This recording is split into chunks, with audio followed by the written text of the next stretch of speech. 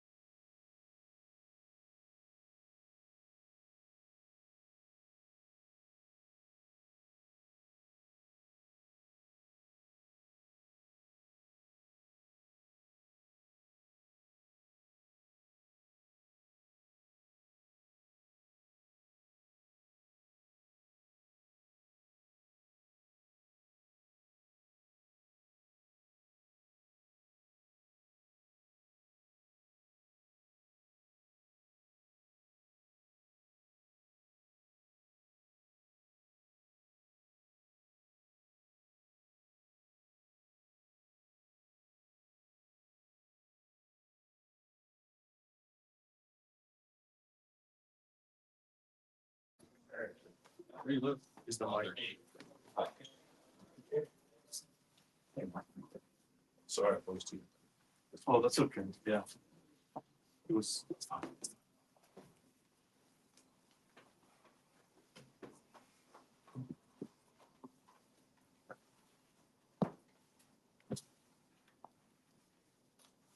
So first and foremost, I want to let everybody know how honored we are to participate in the Paul Webb Classic, Paul Webb Challenge.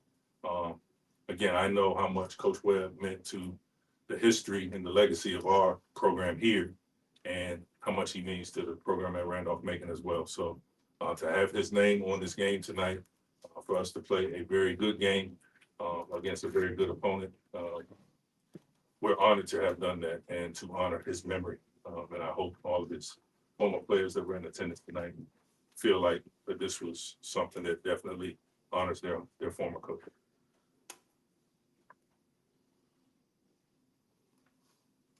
Mike, what did you think about the way your team responded in the second half. They cut it to 5, and then you guys from there were able to kind of stretch it out, get some stops and some scores together. What'd you make of the way your team played in the second half? Yeah. There's a lot of things. The good thing about basketball is if the game is full of mistakes or full of things that you can get better at. And when you lose, obviously those things is glaring. This is one of those games that you win, and there's plenty of things that we're going to have to continue to improve upon. I am very happy that I believe our team has taken steps forward each and every time we've stepped on the floor. I'll take the Arizona part out, but every other time we're moving in the right direction, and we're now moving in the right direction with wins though. And as long as we keep building, when we get to the Sun Belt season, I think I like where we are. Sean Gordon was really active there tonight too. What'd you make of his play? Again, he's that's who he is. Sean's been an elite scorer at the college level at multiple places. I think one of the things that I'm so proud of, and he actually said this to me, this is one of the first times he's played on a team with other guys that can really score the ball too. So he doesn't feel the burden. I mean, he had 17 tonight, right? I think it's 17 on 9 shots. When you talk about being efficient, he's growing into and still learning how to play with other really good players. As long as he keeps progressing the way he is, again, he's going to have one heck of a season for us. The rotations in the first half versus the second half were quite different. Yeah. Is the second half, is that something we should expect to see more of moving forward? Again, we played 11 guys in the first half. If you look at the way we started, guarding the ball as well as we did initially, whatever our rotations can be to get as close to that as we possibly can is what we're shooting for. When you have some of the breakdowns we had in the second half, that requires some changes and maybe more swift changes. And we're going to coach the game.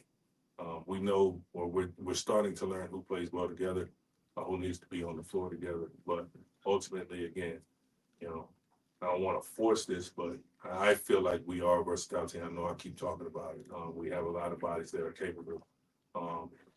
We're seeing pieces here, and then the next game is different pieces, and then the next game is different pieces. I look forward to the day where all of the pieces are kind of clear. Quick start again tonight, Coach.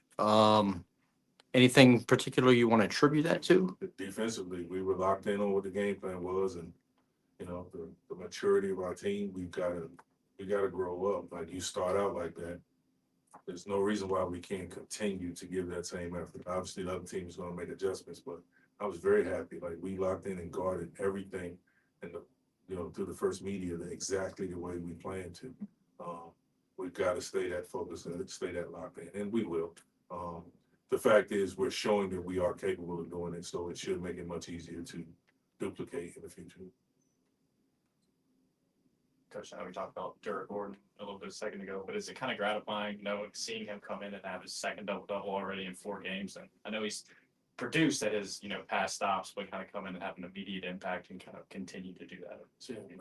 Sean's one of those guys that when you need something good to happen, you give him the ball, have a good chance of something good happening. The way he rebounds the ball, especially on the offensive end, is elite for a guard. He has worked so hard. And during the recruitment process, one of the biggest things was him talking about how much he wanted to improve his shot. His shot is very much improved, especially from the three-point range. And he's where I'm proud of him. I'm proud of all of our guys. I'm proud of him. What he's worked on, he's showing, and when it counts, when the lights come on. Like, I think this is the first time this season you've been able to start the same starting 5 from one game to another in back-to-back games. Yeah, I wasn't by playing, but yeah, that's the way it happened. Can you talk about the process of just trying to find the right guys to make sure that you do get off to a start, like you said, where you're locked in? So, if you really look at our team, we have 6 or 7 guys that probably in their mind, they feel like they should start. And they have a really good argument for why they should start. But again, getting off to a good start is so important. us finding the way to get 5 guys on the court that are conducive. And to be honest with you, there may be games where that does change from game to game, you know, in terms of matchups, in terms of, you know, hey, this team is a juggernaut offensively, so we need more defense in our starting lineup, or vice versa. This team is really, like, they're going to play a zone, so we've got to be able to put shooters on the floor. So maybe that changes our starting lineup. And again, the versatility that I desire and I believe we can be, that gives us the ability to switch it up. So we'll see. And if Jaden Johnson comes in here and says no.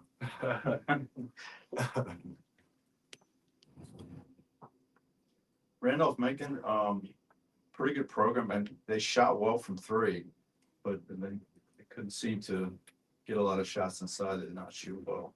Yeah, Was it your defense, your size, or both? definitely our size had something to do with that. But I mean, we had things that we definitely wanted to focus on. Keeping the ball out of the paint was one of them. Guarding the 3-point line was the other. There were times where we did both of them very well. There were times that we only did one of them very well. Fortunately enough for us, we did it enough in order to be able to win tonight. But you know, I think we had it really good. Our coaches worked hard on the game plan for our guys, and you know, for the most part, our guys executed. Mike, you talked earlier about the impact that you know that Paul Webb has had on this program. Do you educate the players at all about just what he brought to this team and what he brought to this program? Not yet. I'm trying to get them to get to know me first. So not yet, but I am truly a history buff. Like as our years go, we're gonna have a lot of storytelling time, and you know, between Coach Webb, Coach Young, Coach Allen, Coach Purnell, Coach Capel, like, you know, and then on to the Blaine Taylor and the Jeff Jones years.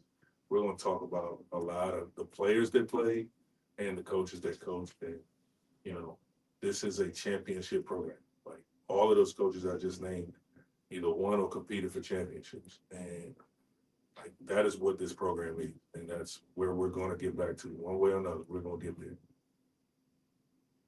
In the first half, turnovers were a problem, I would say. Yeah, just a little bit. And in the second half, that was cleaned up. Was there anything specific said at halftime? Even the 2 that we had in the second half, I can remember one of them. Yeah. So actually, both of them in the second half were just bad. And there were a lot of those in the first half too. So I think, again, we got to coach our guys to stay more focused. I'll put it that way. We have to stay focused, and that's my job to get them to do that. So Jaden, obviously playing a ton of minutes as a freshman. Talk about that adjustment from high school in Fork Union to now being the leader out on the floor for Old Dominion. Yeah, it's definitely been an adjustment, but I feel like the coaching staff, Coach Jones said, they admitted that trust in me early, and it's definitely gave me that confidence from early on, just to go out there and just have fun and play my game. So it really hasn't. It's been a slight adjustment, but it really hasn't been any pressure because I know I have guys that trust in me. So it's been a smooth transition. Jaden, are you guys starting to feel more comfortable with each other as the season goes? Definitely. I feel like back-to-back wins, that's always a good thing. I feel like those wins are leading to good energy in the locker room, and it's starting to show out on the court. I definitely have some things to clean up on, but I feel like each and every game we're getting better.